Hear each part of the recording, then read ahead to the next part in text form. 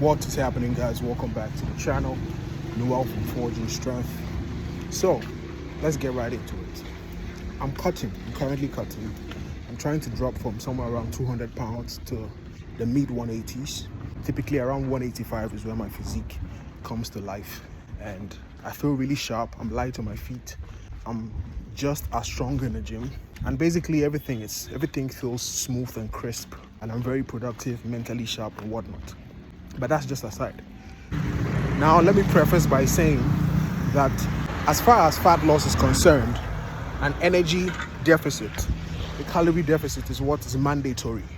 And so I got a comment on my previous video, you can check that out too if you'd like, about how calories is all that matters with regards to fat loss, and the law of thermodynamics being the most important thing. So whether you eat 5 or 6 or 12 meals a day, it doesn't matter, and you can still lean down. And that's absolutely true, 100% correct. If fat loss is the goal, what matters most is just being in the energy deficit, regardless of meal structure, meal frequency, and all of that. And you would lean down if you're actually genuinely establishing a calorie deficit. But then at the same time, why is it that this common way of eating, which is eating multiple meals per day, 5-6 meals and all of that, is we basically look around us and see everybody obese. We see almost everybody overweight. People are struggling with obesity-induced diseases, type 2 diabetes. People are struggling. People want to look good. People have tried eating this very same 5 to 6 meals per day, but they still can't lean down. And so the thing is, the most conventional way of eating is the 5 to 6 meals a day structure. That's what has been pushed. You wake up, you slam breakfast, some cereal and orange juice and whatever, or toast and stuff. 3 hours later, around like 10 or 11 a.m., you have like a brunch. At noon or 1, you have lunch.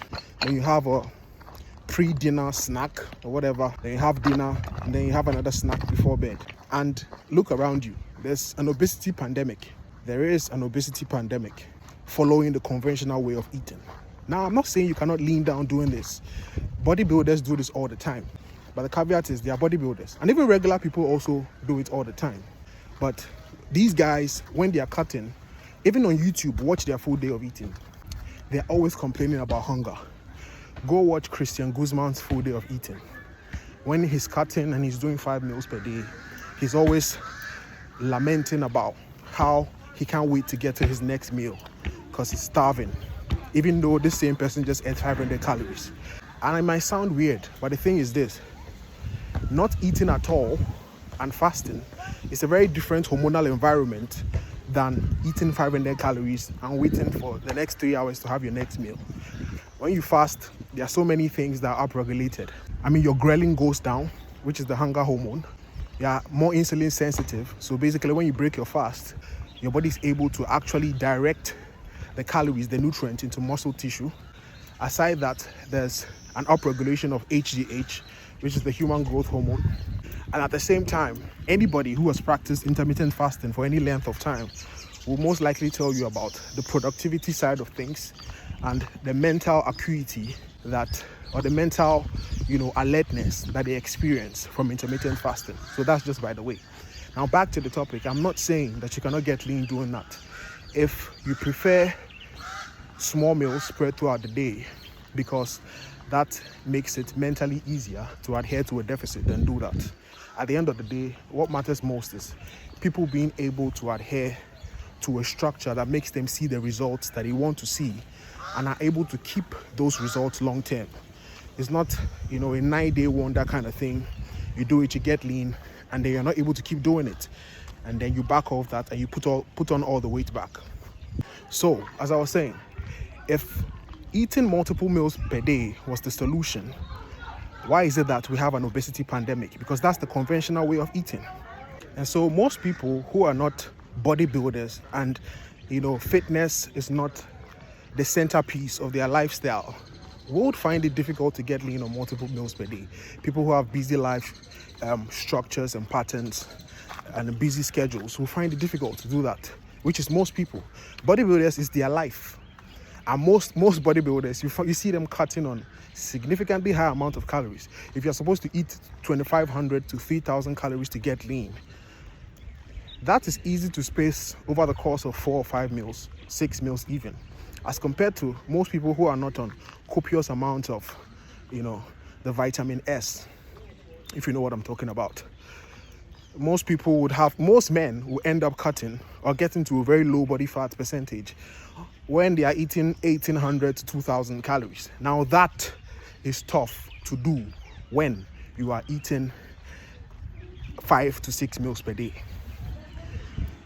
At the same time, there's the issue of friction when it comes to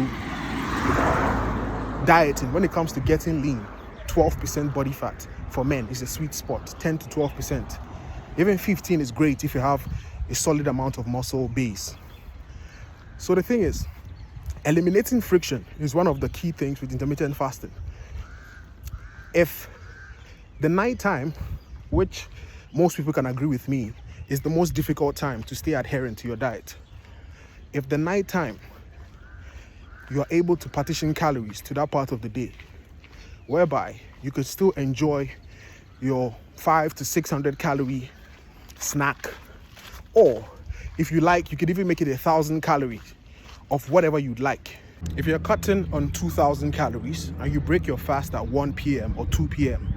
with 500 calories, and then a few hours later at dinner, like 6 p.m., you have 1,000 calorie dinner or 1,500 calorie dinner.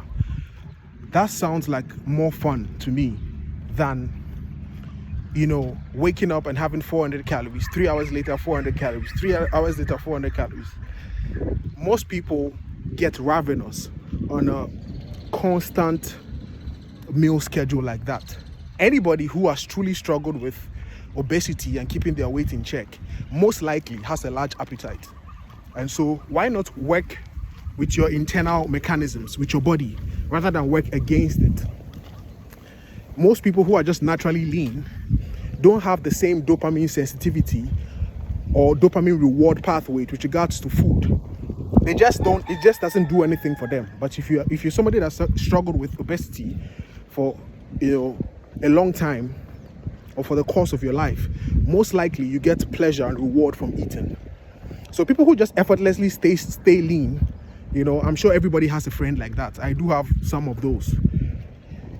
They just eat for necessity's sake.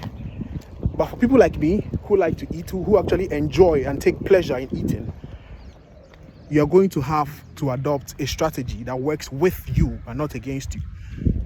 And for most people, intermittent fasting is that strategy. I'm not saying it's the holy grail. I'm not saying it's the only thing that works. Do what works for you. At the end of the day, there's no point latching on to a specific strategy if it's not working for you. It's useless, it's baseless if intermittent fasting just doesn't work for you. There are certain people who also practice intermittent fasting and are ravenously hungry. They feel like that period where they are fasting is just torturous to them. They are there. But for most people, once you pass the adaptation phase, which is like most people, it might take you a week or 2 max, it's just blissful. And so I'll end the video here. In my next video, I'm actually going to go over the steps to adopt to make intermittent fasting damn near effortless and easy to adhere to, mastering the adaptation phase and getting lean like it's clockwork. If this video provided value to you, don't forget to like and subscribe. More videos coming almost on a daily basis. Catch you guys in the next one. Peace.